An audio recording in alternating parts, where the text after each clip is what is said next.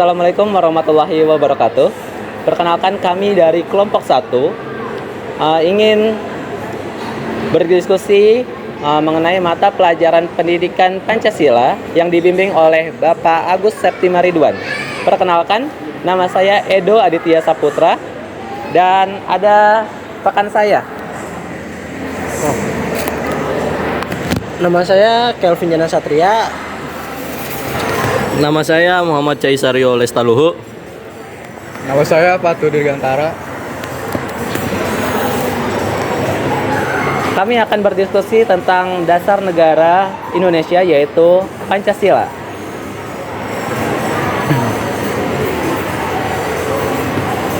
Ya, baik. Langsung saja kita mulai untuk berdiskusi pada hari ini. Seperti yang kita ketahui, Indonesia adalah negara kepulauan. Indonesia juga memiliki lambang negara, yaitu bendera merah putih. Saya akan bertanya kepada salah satu teman saya, apa sih bendera merah putih itu? Apa sih arti dari bendera merah putih itu? Ya, silakan, Saudara Kelvin. Menurut saya, bendera merah putih itu memiliki arti satu-satu gitu. Kayak kalau dari merah itu memiliki arti apa? Oh ya, bisa darah ataupun kebenaran yang ditandakan dengan keberanian, menandai keberanian. Dan putih itu kesucian gitu, karena yang warna suci. Dan menurut saya itu bendera merah putih itu diambil dari bendera Belanda yang dirobek warna birunya. Menurut saya seperti itu. Mungkin menurut teman saya bisa yang lain. ya, berarti Pak Kelvin, bendera merah putih Indonesia itu memiliki arti, yaitu merah yang berarti keberanian dan putih yang berarti kesucian. Bukan begitu, Kak Kelvin? Ya. Oke. Ya, jadi itulah tadi bendera merah putih yang merupakan bendera dari Indonesia. Selanjutnya yang akan kita bahas adalah lambang negara Indonesia, yaitu burung Garuda. Nah, di sini saya memiliki beberapa pertanyaan tentang burung Garuda. Kenapa sih Indonesia tuh memilih burung Garuda sebagai lambang negaranya? Mungkin bisa dijawab. Karena burung Garuda kan terkenal dengan keberanian sama kegagahannya. Yaitu melambangkan bahwa orang Indonesia itu memiliki sikap yang lebih berani gitu, punya mental yang lebih hebat. Dan di burung Garuda itu ada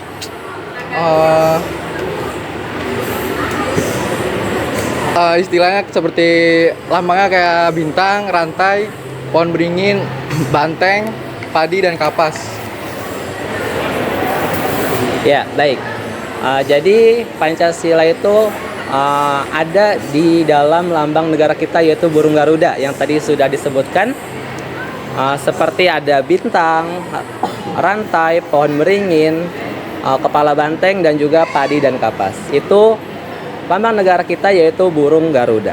Nah, selanjutnya kita akan memasuki yaitu tentang Pancasila. Dari 5 dasar negara Pancasila ini, saya akan bertanyakan kepada teman-teman saya, apa saja sih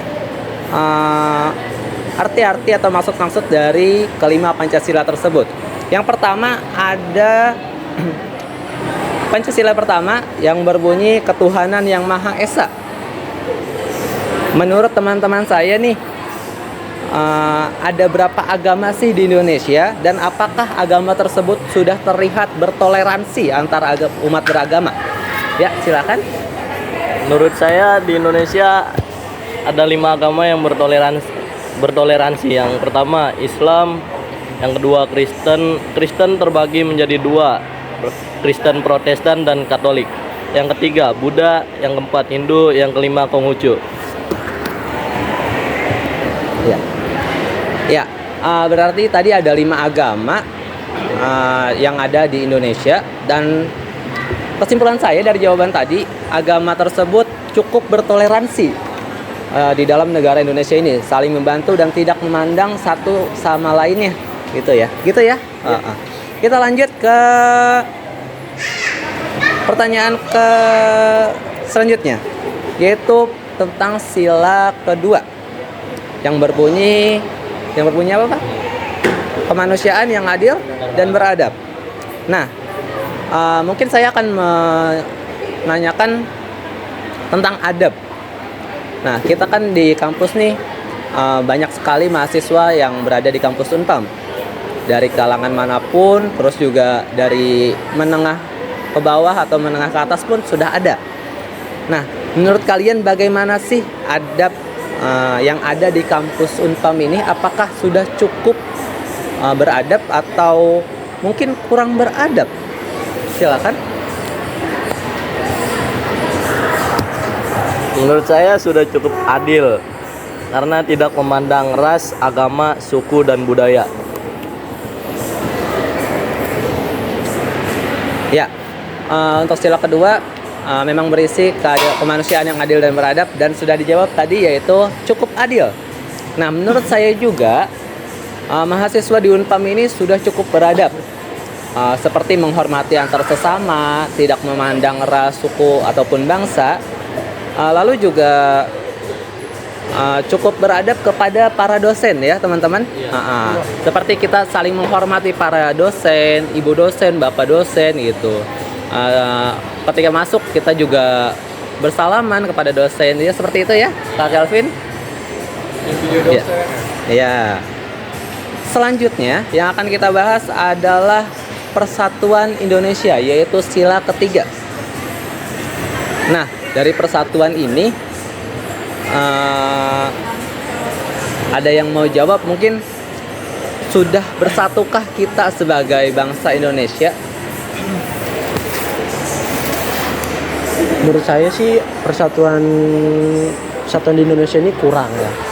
Contohnya saja dari beberapa daerah yang masih mempermasalahkan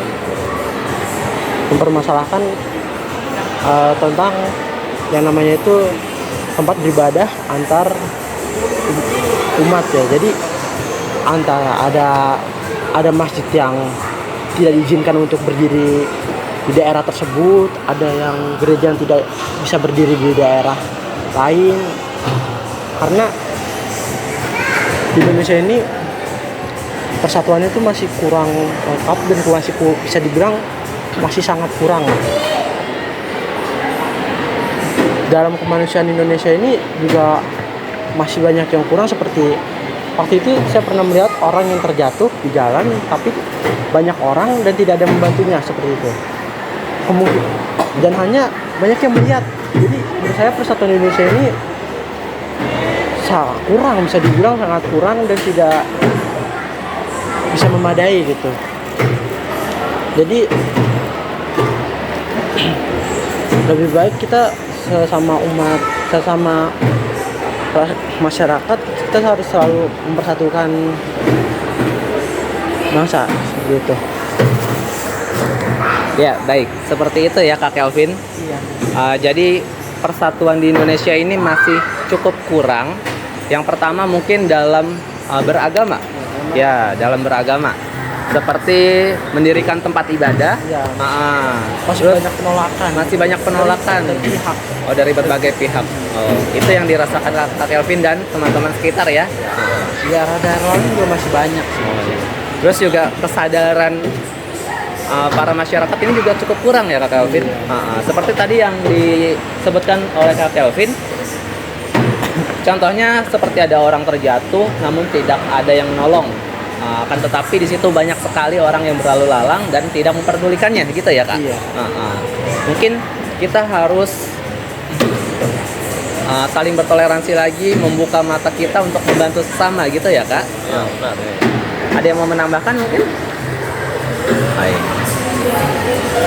Ya, itu persatuan Indonesia menurut teman-teman sekelompok saya. Lanjut untuk sila keempat.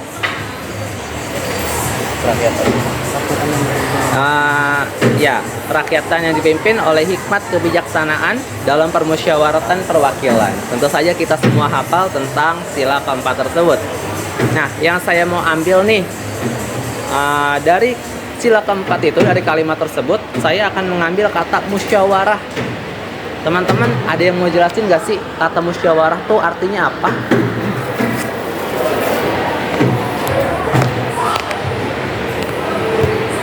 Musyawarah itu seperti contohnya ketika bermusyawarah ada tugas kelompok. Nah, Ya, jadi itu tadi penjelasan tentang musyawarah gitu ya. Yaitu tentang pengambilan keputusan secara bersama-sama ketika ada suatu permasalahan gitu ya Kak. Musyawarah tuh emang harus dilakuin sama Indonesia. Saya rasa teman-teman saya ini setuju tentang musyawarah tersebut, karena musyawarah ini yang mempersatukan kita ketika ada sedikit saja ketidakcocokan dalam pemikiran, kadang itu bisa menimbulkan konflik, ya benar? Iya. Itu tentang musyawarah yang ada di Indonesia. Contohnya tadi musyawarah itu dilakukan ketika ada tugas kelompok. Nah, itu contoh musyawarah yang ada di Universitas Pamulang ini. Kita memusyawarahkan segala sesuatu termasuk dalam tugas berkelompok. Seperti tugas video diskusi ini, kita berdiskusi tentang Indonesia yang tentu saja kita musyawarahkan terlebih dahulu sebelum pembuatan video ini. Nah, lanjut untuk sila terakhir. Ya, sila terakhir yang berbunyi keadilan sosial bagi seluruh rakyat Indonesia. Nah, keadilan nih, mungkin ada kita yang merasakan atau melihat bagaimana sih keadilan di Indonesia tuh. Kan banyak nih kejadian-kejadian yang kita anggap, oh ini adil nih, masyarakat Indonesia sudah adil atau pemerintahan sudah adil dalam mengambil keputusan gitu. Apakah Indonesia sudah cukup adil atau belum sih? Ada yang bisa jawab Kak? Menurut saya sih di Indonesia ini keadilan ini kurang ya. Seperti contohnya saja saat ada kasus seperti kasus Sambo ya, kasus Sambo. Semangat banget. Contohnya kayak ada kasus Sambo. Sambo itu kan jelas-jelas sudah membunuh maupun, dan itu saya juga kurang mengerti dan kasusnya seperti apa, tapi bukannya pembunuhan itu sangat dilarang di Indonesia ya. Tapi kenapa seperti kasusnya itu banyak sekali ditutup-tutupi, tidak sangat transparan, dan kemungkinan besar itu kayak banyak bimbang gitu. Menurut saya ini kayak kurang adil. Contoh saja kasus yang lain yang dari masyarakat dan tidak mempunyai kayak koneksi dalam pemerintahan.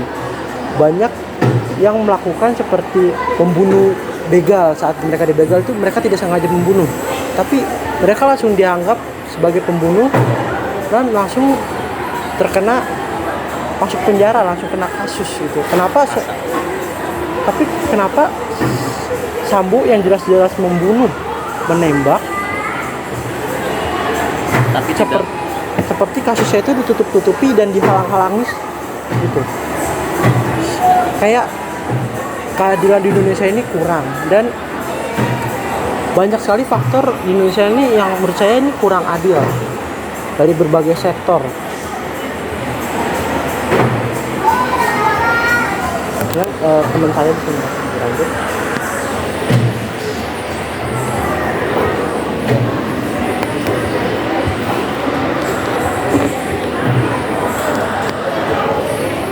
Ya, jadi menurut rekan saya tadi, Indonesia nih belum cukup adil. Mungkin pembahasannya agak sedikit, ya agak-agak seram ya teman-teman sekalian. Yang tadi dibahas adalah tentang kasus Dirjen Verdi Sambo. Nah, tentang pembunuhan yang dilakukan oleh beliau gitu. Dan kita merasa atau tadi penjelasan Kak Kelvin itu merasa bahwa kasus tersebut mencerminkan belum terlalu adilnya Indonesia terhadap suatu permasalahan, gitu ya Kak. Seperti masalah tersebut tuh ditutup-tutupi dan tidak transparan kepada kita para masyarakat, gitu. Bagi masyarakat yang awam. Nah, apalagi masyarakat yang cukup awam ya Kak, yang tidak mengerti apa itu hukum, apa itu pasal, gitu ya. Jadi tadi merasa seperti kurang adil dan ditutup-tutupi ya Kak. Dan juga tadi sempat ada contoh lain tentang kita mempertahankan diri dari suatu keadaan, yaitu pembegalan. Ya, ketika kita mempertahankan diri itu sudah menjadi tindakan yang benar menurut saya juga, gitu. Dan ketika kita membunuh atau tidak sengaja melukai begal tersebut, ketika ditangani kasus kita, malah kita yang jadi tersangka, gitu ya, bukan? Langsung diangkat menjadi tersangka. Nah, langsung diangkat menjadi tersangka. Nah, apakah kasus-kasus seperti ini sudah menjadi Indonesia tuh menjadi cukup belum adil bagi kita semua? Kita merasa memang ada beberapa kasus yang cukup tidak adil ya Kak. Nah, di samping itu ada yang mau menambahkan mungkin? Ya, untuk keadilan di Indonesia ini selain kasus-kasus yang tadi, saya rasa juga ada beberapa keadilan yang ada di Indonesia, Kak. Nih, keadilan itu antara umat beragama. Saya rasa umat beragama di Indonesia ini cukup adil, gitu. Karena mereka tuh tidak melarang para umat beragama tuh beribadah. Gimana? Kalau setuju? Nggak ada di negara ini yaitu melarang umat beragama tuh beribadah. Mulai dari agama Islam, mulai dari agama Kristen, Buddha, Hindu, Konghucu, negara tidak pernah melarang seorang pun beribadah di dalam agamanya. Saya rasa itu bentuk keadilan di Indonesia ini, gitu, antar agama. Dan juga pemerintah juga saling membantu antar umat beragama dan cukup adil dalam perbantuannya, gitu. Mulai dari membantu umat Kristen, khususnya yang minoritas ya Kak, Kristen, Buddha, Konghucu, gitu, Hindu juga. Pemerintah tetap membantu mereka dalam melaksanakan ibadah, dalam melaksanakan sebuah acara. Seperti yang kita ketahui nih, bulan ini tuh bulan Desember ya, yaitu ada acara Natalan. Nah gitu, biasanya pemerintah juga mengizinkan untuk agama-agama Kristen, Katolik maupun Protestan untuk melaksanakan hari rayanya. Ya, pelaksanaan acara Natal tersebut ya. Mulai dari pemasangan kembang api juga boleh ya, tidak dilarang pemerintah ya. Terus juga pemasangan pohon Natal, lampu-lampu Natal itu juga diperbolehkan oleh pemerintah dan tidak melarang itu, gitu. Dan juga sebaliknya, pemerintah juga memperbolehkan umat-umat lain melaksanakan acara keagamaannya. Seperti umat Islam yang kita ketahui, mungkin acara agama Idul Fitri ya, biasanya kita pulang kampung, kita bertakbiran, biasanya kayak gitu ya. Dan Hari Raya Idul Adha dan lain sebagainya, pemerintah tidak melarang kita itu semua untuk melakukan perayaan umat beragama. Dan saya rasa itu adalah bentuk keadilan dari pemerintah untuk rakyat Indonesia, masyarakat Indonesia. Itu sih Kak, menurut saya. Itu bentuk keadilan yang diberikan pemerintah untuk rakyat Indonesia. Ya, tadi kita sudah membahas tentang makna-makna Pancasila dan sudah menanyakan juga kepada teman-teman saya tentang arti-arti dari Pancasila. Nah, ada pertanyaan terakhir nih Kak sebelum kita menutup acara diskusi ini. Pancasila yang terdiri dari 5 sila, apakah sudah terlihat diterapkan dalam kehidupan sehari-hari bermasyarakat ataupun lingkungan? Menurut kakak-kakak sekalian nih, apakah sudah diterapkan belum sih gitu? Mulai dari Kak Kelvin mungkin bisa di... Menurut saya Pancasila ini sudah banyak diterapkan di masyarakat, di kalangan masyarakat ya. Tapi mungkin belum sesempurna seperti yang ada di sila-sila yang isi-isi dari Pancasila tersebut. Menurut saya juga Pancasila ini isi-isinya ini bahkan banyak yang tidak memahami apa isi dari Pancasila tersebut. Bahkan banyak yang tidak sejalan dengan Pancasila. Menurut saya seperti itu. Ya, tadi Kak Kelvin sudah mengutarakan apakah Indonesia atau lingkungannya sudah menerapkan sikap berpancasila gitu ya Kak.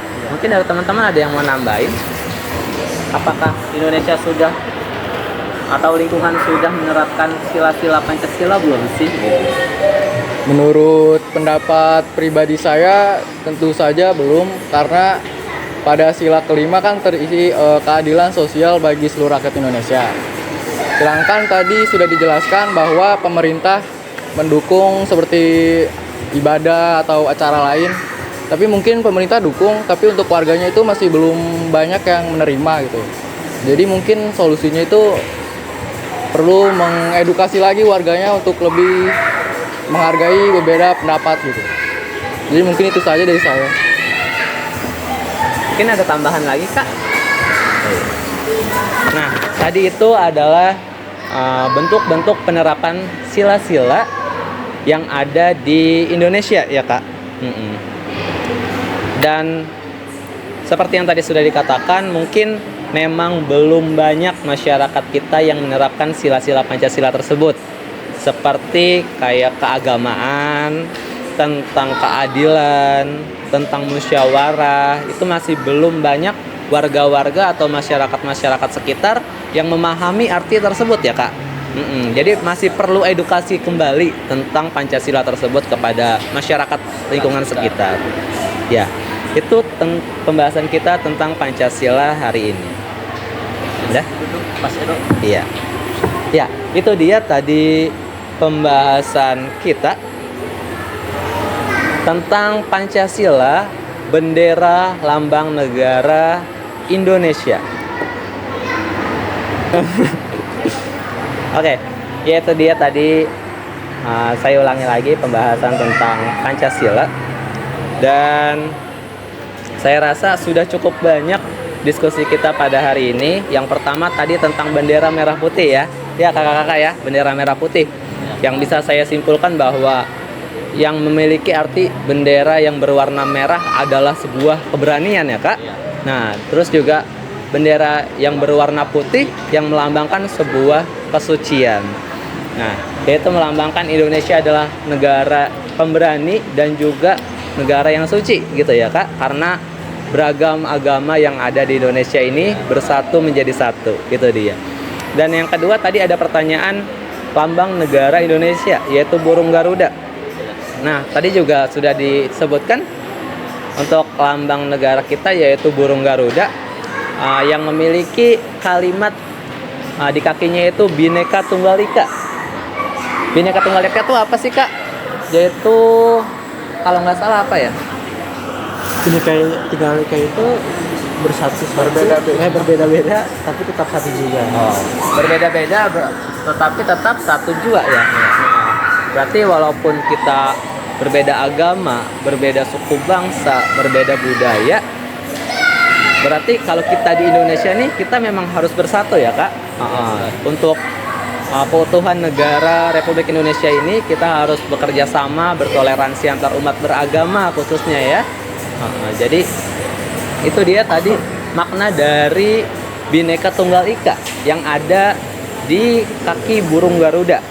Nah, untuk burung Garudanya sendiri tadi juga ada lambang-lambang Pancasila yang berada di dadanya gitu.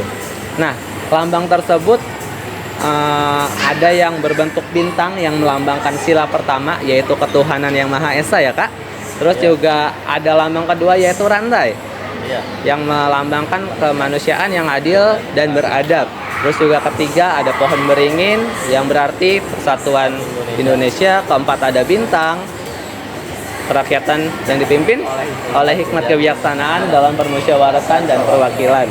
Terus juga kelima ada terakhir ada padi dan kapas, yaitu tentang keadilan sosial bagi seluruh rakyat Indonesia. Nah, itu ada di lambang negara kita yaitu burung Garuda.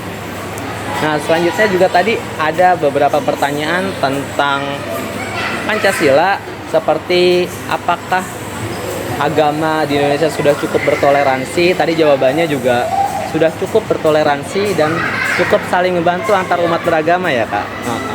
Terus juga ada pertanyaan untuk sila kedua, apakah adab di Indonesia khususnya di masyarakat Universitas Pamulang ini sudah cukup beradab? Yang tadi juga jawabannya sudah cukup beradab gitu. Terutama dengan para dosen ya Kak. Terus juga dengan teman-teman seangkatan atau kakak-kakak tingkat, kita udah cukup beradab saya lihat. Tidak ada yang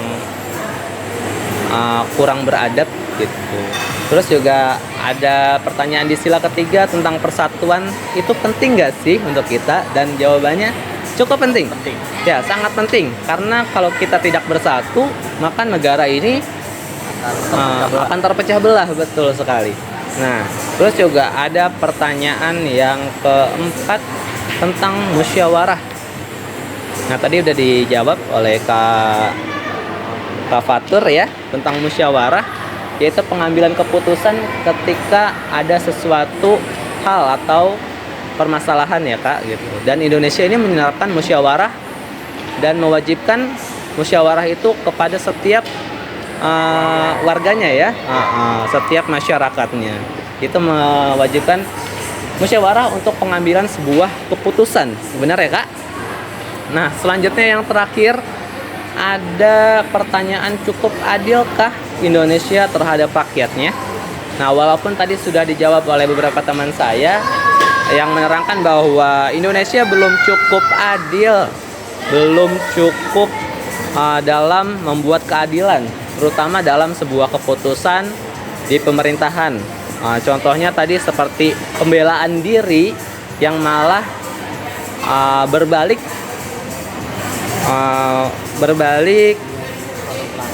menjadi seorang pelaku yang awalnya hanya membela diri tapi menjadi seorang pelaku. Nah, itu bentuk ketidakadilan di Indonesia. Dan ada juga beberapa keadilan di Indonesia yang mungkin sudah diterapkan gitu. Kalau emang belum ada keadilan, tapi udah cukup ada keadilan, seperti keadilan antar umat beragama ya Kak gitu. Jadi untuk kedepannya mungkin Indonesia bisa meningkatkan keadilannya ya Kak, terutama di bidang hukum. Nah, di bidang hukum tuh keadilan tuh memang harus sangat diperlukan. Nah, itu dia tadi kesimpulan dari diskusi kita hari ini.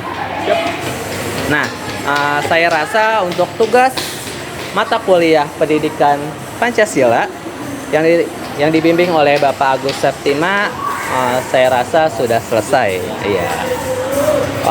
Kepada Bapak Agus Septima Ridwan, saya mengucapkan terima kasih banyak atas bimbingannya, dan semoga tugas ini dapat diterima dan menjadi nilai bagi kami yang melaksanakan tugas tersebut. Baik, untuk tugas saya rasa cukup. Sekian dari kami. Terima kasih banyak. Salam Pancasila. Salam. Ya. Ya, sekian dari kami, kurang sekian dari kami. Wassalamualaikum warahmatullahi wabarakatuh.